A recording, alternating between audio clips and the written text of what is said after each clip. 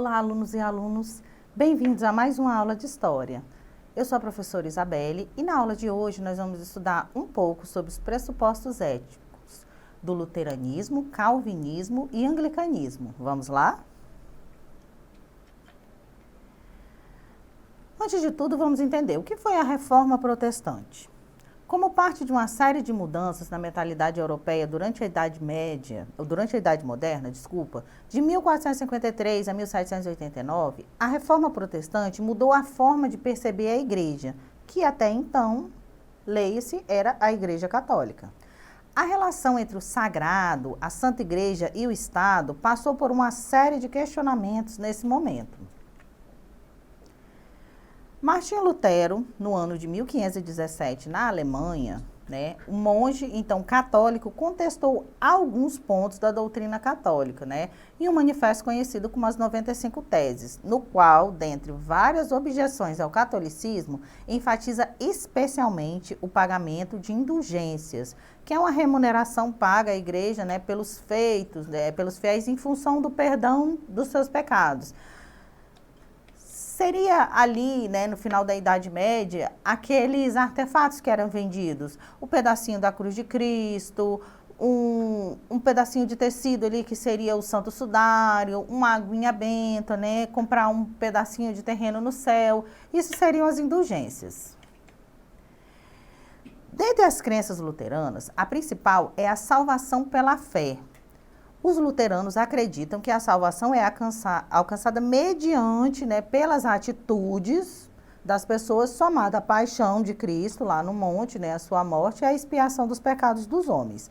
A crença luterana acredita que a Bíblia é a palavra de Deus e que a mesma deve ser lida e interpretada por todos, o que vai de encontro aí aos pressupostos da Igreja Católica na Idade Média, onde só os padres, só os membros do clero tinham acesso ao estudo da palavra, as missas eram rezadas aí em latim, de costas para o povo, Então, a crença luterana, ela universaliza o conhecimento da Bíblia. Dos 7 sacramentos pregados pelos católicos, os luteranos praticam a comunhão, bem como o batismo. E distingue-se dos católicos também pelo fato de não reconhecer a autoridade do Papa. Dentre essas doutrinas, o luteranismo, o calvinismo e o anglicanismo, todas, vamos esclarecer, todas são doutrinas protestantes, que se distinguem pelo fato de assumir diferentes características mediante os seus precursores. Então, a gente tem primeiro, a primeira doutrina protestante, o luteranismo, lá na Alemanha, que a gente falou, e essa doutrina, o luteranismo, influencia diretamente o calvinismo de João Calvino, que nasce lá na França.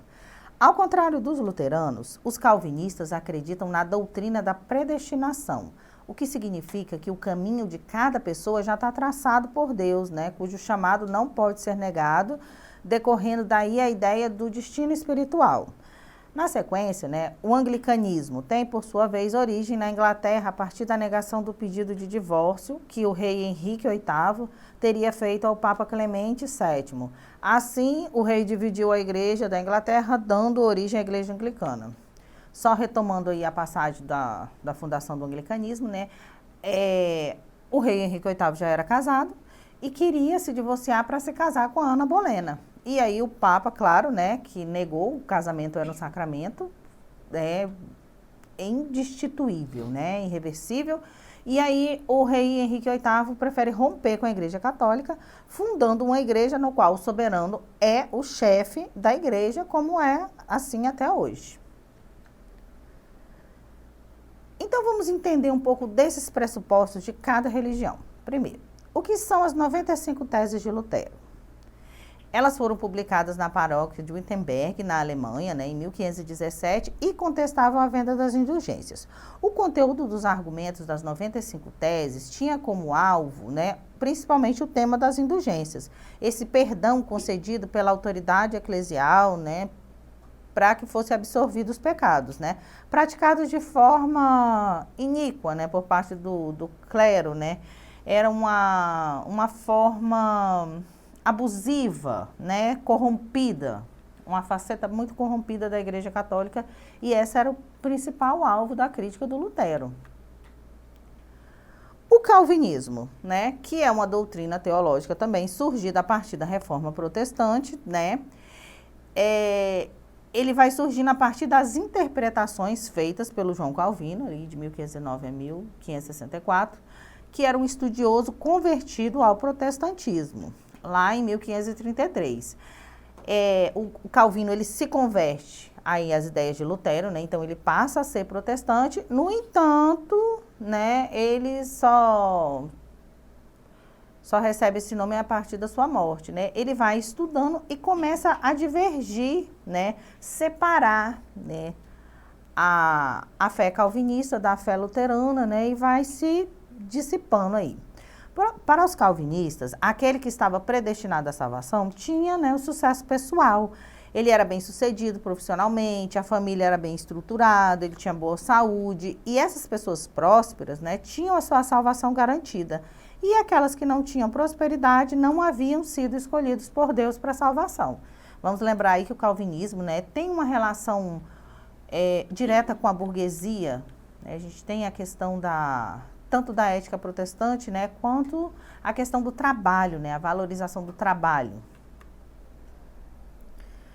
O calvinismo trazia uma concepção de vida, né, com a rigidez moral, né, o trabalho e a família deveriam ser preservados de qualquer imoralidade e o comportamento no trabalho e na família relativo ao caráter da pessoa. Por isso, tudo isso, né, esse comportamento humano, ele deveria ser irrepreensível, aí, segundo a crença calvinistas. Os jogos, danças, festas, teatros, eles eram para os calvinistas algo diabólico, né, que feria os bons costumes, fazendo com que as pessoas tivessem atitudes imorais. Ou seja, né, tais práticas levariam um homem a se corromper pelo pecado e desviar do caminho, né, traçado ali por Deus para a sua salvação.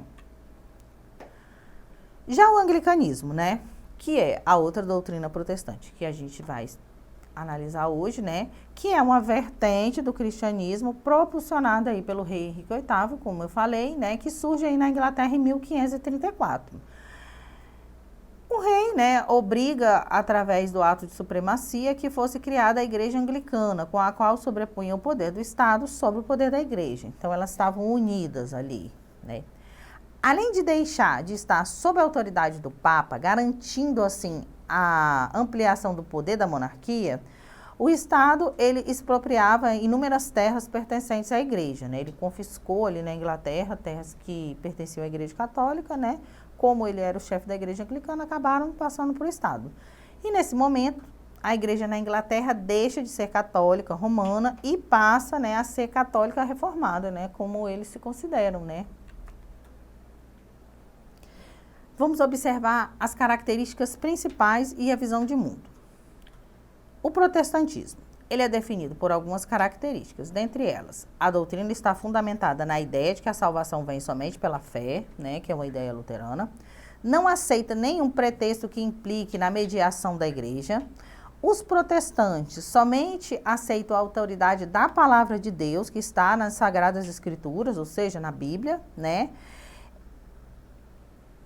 A vertente protestante, ela prega a interpretação pessoal a partir da análise das escrituras, né, e uma vida santificada é que a pessoa vai alcançar ali a salvação. Todas as pessoas podem livremente ler a Bíblia, não está, né, vedado a nenhum tipo de classe, né, nem exclusivamente ao sacerdócio. A salvação é alcançada pela graça de Deus, né, e ela está, né, firmada apenas em Cristo, né, não nos sacramentos ou, né, na vontade de um sacerdote. Então, recapitulando, antes da Reforma Protestante, executada por Lutero, lá quando ele cola as 95 teses na porta da catedral, o cristianismo se resumia à Igreja Católica. Quando você falava da cristandade ocidental, você falava da Igreja Católica. Então, a partir da reforma feita por Lutero, a gente abre o precedente do cristianismo para um cisma, né, entre os católicos e os protestantes. Nos dias de hoje, a gente já, né, avançou muito mais nessa divisão, né? A gente tem os protestantes, né, os pentecostais, os neopentecostais, né? Mas esse, né, é um assunto bem mais moderno. Então, vamos lá, exercitando o que nós aprendemos na aula de hoje. Se o homem não trabalhar, também não comerá. O texto traduz a ideia defendida pelo protestantismo de Lutero. Letra B, protestantismo de Calvino. Letra C, catolicismo da Idade Média. Ou letra D, o catolicismo da Contra-Reforma. Vamos lá, pensando um pouquinho na resposta. E a resposta correta é a letra B, né? O protestantismo de Calvino. Como vocês viram aí, né, que tem muito a ver com o trabalho, ele dava muito valor tanto ao trabalho, né, quanto à família, né, condenava as distrações, né, o teatro, as músicas, os jogos, todas essas diversões eram consideradas pelo Calvino, né, como diabólicas, né, e acabavam levando o homem aí para o inferno. Como eu disse para vocês também, a doutrina calvinista tem uma ligação muito estrita, né, tanto com a ética protestante como, né, com essa lógica capitalista do trabalho, né, essa lógica burguesa, né. Então a gente pode dizer que a revolução, o protestantismo de Calvino, ele tem um caráter muito burguês. Então vamos lá, mais uma pergunta. A reforma protestante pode ser definida como: letra A necessidade de implantar novas ideias da época e modificar o papel da igreja na sociedade. Letra B, a tentativa de criar novas religiões e tirar o monopólio religioso da Igreja Católica. Letra C, o rompimento da unidade do cristianismo no Ocidente, iniciado com críticas às práticas da Igreja Católica. Ou letra D, o enfraquecimento do catolicismo na Europa e a ascensão de religiões orientais. Vamos lá, pensando um pouquinho na resposta. E a resposta correta é a letra C, né? O rompimento com a unidade do cristianismo no Ocidente, iniciado com críticas às práticas da Igreja Católica. É importante ressaltar que, no primeiro momento, o Lutero não tinha a intenção de romper com a Igreja Católica. A intenção de Lutero era justamente uma intenção reformadora. Ele queria reformar as práticas da Igreja Católica, queria acabar com aquelas más práticas, queria acabar com a corrupção na Igreja Católica, né? Com os privilégios exagerados do clero, né, com a exploração da fé do povo, né, e principalmente democratizar o estudo da palavra de Deus, que era muito elitizado na Idade Média, como eu citei para vocês antes, né, as missas todas rezadas em latim, de costas para o povo. Então, o cristão não tinha outra chance ali de interpretação da palavra de Deus, senão as palavras do Papa, senão as palavras do padre, do sacristão, dos abades, do clero em geral. Então, meninos e meninas, por hoje é só. Para ter acesso a esse e demais conteúdos, acesse a plataforma Eduque. Tchau, tchau!